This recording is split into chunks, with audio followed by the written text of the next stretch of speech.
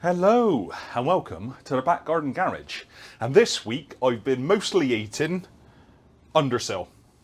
Now obviously face masks are strongly advised when doing a job like this, but just to fill you in, this is my BMW E30 that I'm carrying out a restoration on, and the process I'm doing at the moment is removing all of the undersill under the car so I can carry out the rust repairs and then retreat it afterwards. So I've been taking this back off camera to expose all of the rust because it is a long process. I'm probably, I reckon, 25 hours or so, maybe more, into removing it, and I'm 90% done, few little areas left. I've started employing a little helper with me as well because I'm starting to get a bit bored of it, but we're almost there, and hopefully it's just rust repairs from here on forward. Now, in the last video, I carried out a repair on the front section of floor. I have already started on this rear section of floor, but I have saved you all of the trouble of repeating myself because it is a very repetitive process, this one. So I want to try and not do it video after video and just little tweaks or differences I'll show you, and that's where we are on this rear section of floor. So this little section on top is very straightforward. I just went over it with a sanding disc, took it back, took the rust off of the metal where it was in the creases and the edges, so it was relatively rust free, or as good as I can get it. And then I've given it a coat of rust converter. I'm going to move on to the lower section down here. Well, I've got a few slightly new challenges to overcome. First up, good news for me, this seat mounting here looks fantastic. So I'm not going to have to do anything with that. So that is a bonus. This stud, as you can see, he's well past it. So that is obviously going to need fixing. I'm going to have to cut out the metal and put a new bit in there. Now these little fixtures here, all straightforward. This one, you can see it, looks great. The other one, however, is a little bit more tricky because yes, there is a little bit of rust, but there is also a piece still stuck inside it. Yeah, I think I'm going to tackle this one first to see how much trouble I may or may not be in. Okay, so the first step, took a center punch and I just put a little indentation into the middle of the remaining bits and pieces. And then I am going to take a drill with a tiny 2.5mm drill piece and hopefully get this straight down the middle. To give me best chance to get the remains of that out.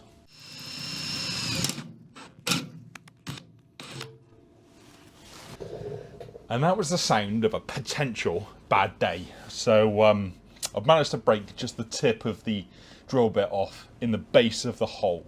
Now luckily I can still put some penetrating oil in the hole to give it a good chance of trying to undo. And I'm going to tap in now a Torx bit, just a little one into the end, and I'm going to see if I can get it moving and get it undone, because that would be the best result. If not, I'm going to have to figure out a solution to this little problem. So if you missed it, that did not undo, it just spun inside there. So what I am now going to do, or as you see I'm doing, is just drilling out the hole to a slightly bigger size.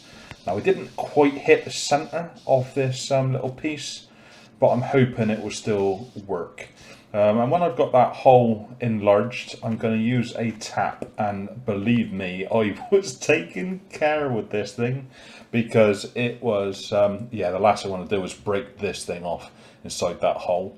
So slowly but surely, I just use this tap to give it a thread back in the unit. And then I got to the brake clip and screw out of the zinc plated box, and just to see if it would work and actually hold the clip in place. And as far as I can tell, it worked, it held.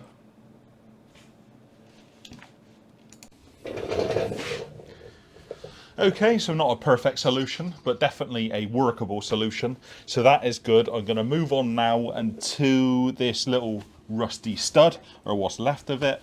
I am going to cut out a small section of metal, weld a new plate in, and then attach a stud to the top of it. So this stud is in a little bit of a recess, so I could get the angry wheel in to the sides to cut it, but not up and down in the lengths. So for whatever reason, I decided to start with a handsaw before cracking out the old Dremel to get the piece cut out and ready to go. Then I cleaned it up with the finger sander again on the inside and the outside. And I did manage to lose a belt in the process, which is always fun and games. Then it is a case of taking a template of the size of the hole that I'm going to need to fill with a bit of metal.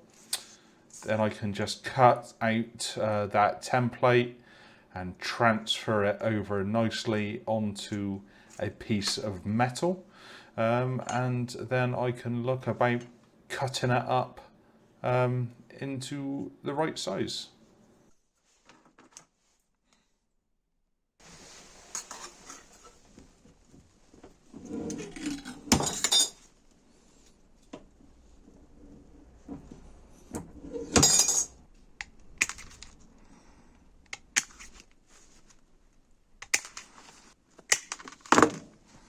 Now I didn't get it right on the first try, so I'm just going to hold it in place with a magnet, which will allow me to mark off the edges that I'm still a little bit big on. And then all I need to do is go back to the tin snips and just trim off those black little markings, and then keep refitting it until I have got the metal into the size that fits nicely into the hole.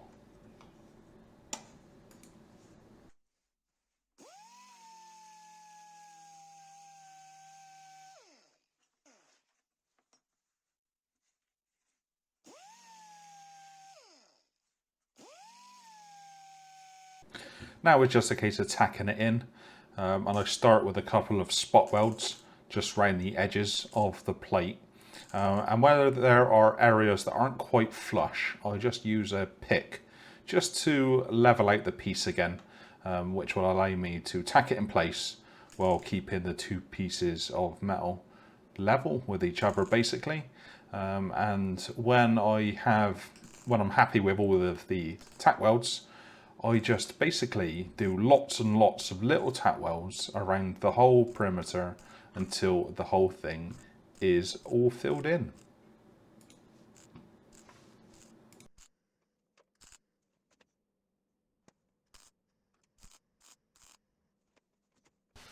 So I've got this little sucker welded in. Yeah, perfectly happy with it. Went all according to plan. I have been tweaking with the MIG welder settings at the minute, just to try and balance it out and just hone in my skills with this old welding lark. Now I'm just using a very basic Clark welder, seems to be doing the trick just fine. And at the moment I'm using just straight CO2 for gas. I've got a few disposable bottles to get through, so I am just going to use those up. Now before I go ahead and clean the bottom of this weld, I am going to rotate the car over and have a look at the inside just to see what penetration I've got, and look at the different settings and see which one worked better from the inside.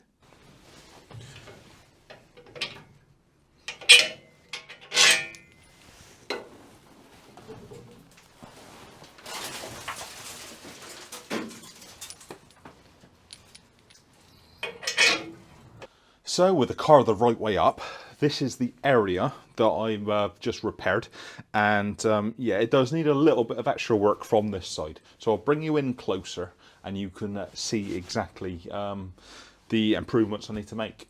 So the welder essentially has 6 different settings that I can put it on. We've got 1, 2 and 3, min and max. So 1 min, 1 max, 2 min, etc.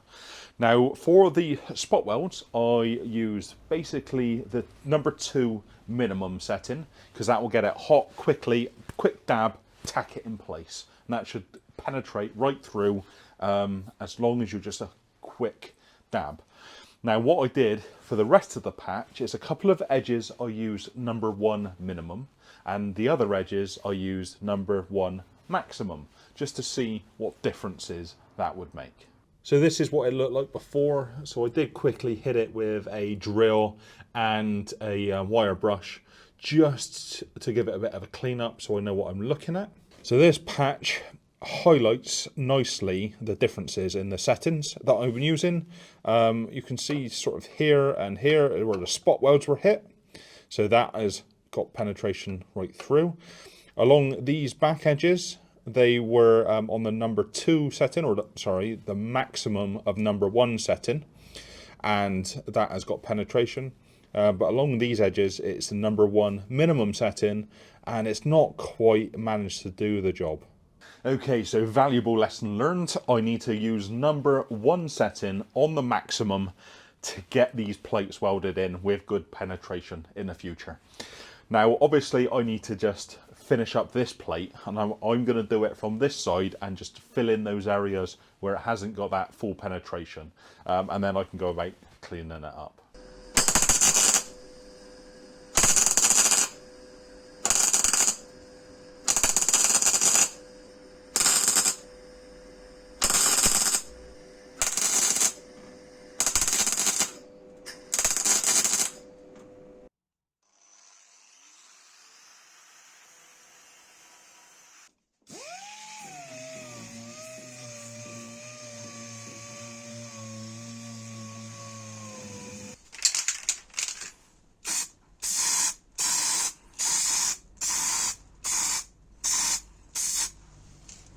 Okay, so I'm over the moon with how that came out. You can barely even see where I touched it. So fantastic result on the inside. What's left for me is to get this thing back upside down, and then I can clean up, grind off the weld, and move on to the last little piece of this repair, which is fitting that stud back in his location. So I've already gone ahead and cleaned back this weld under here, just using a finger sander. Now, it was a bit slow process until I remembered I had some new belts to put on it. Once they went on, it was absolute breeze. So that has been done. Now, I have left it slightly proud on the underside here, not flush like I did on the inside. And that is, well, my thought process is more metal, stronger, maybe, and the other one is you're not going to see it. You're not going to be visible under here at all. To be fair, in the inside you shouldn't either. There'll be a carpet in place, but at least under here it's going to have seam sealer put back over the top of it. Yeah, it's going to be non-existent by the time I'm done. Now that leaves me with just replacing the stud. Now this stud, obviously the cause of the hole in the first place, but I do need to put it back on there because it holds on. I think it was the fuel pipes or brake pipe, one of the pipes. Yeah, the clips fix onto it. So I'm going to get that done now.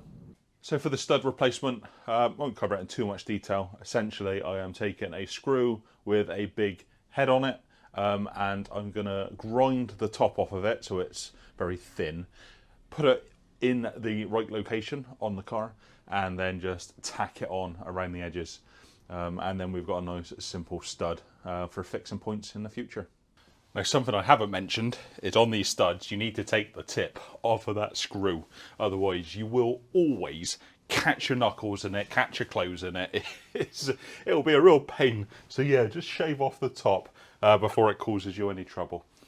So that section is now repaired, and I just need to do now the final stage of scuffing the whole area up. I've just got some red Scotch-Brite pads. I'm going to go over the whole thing, scuff it down.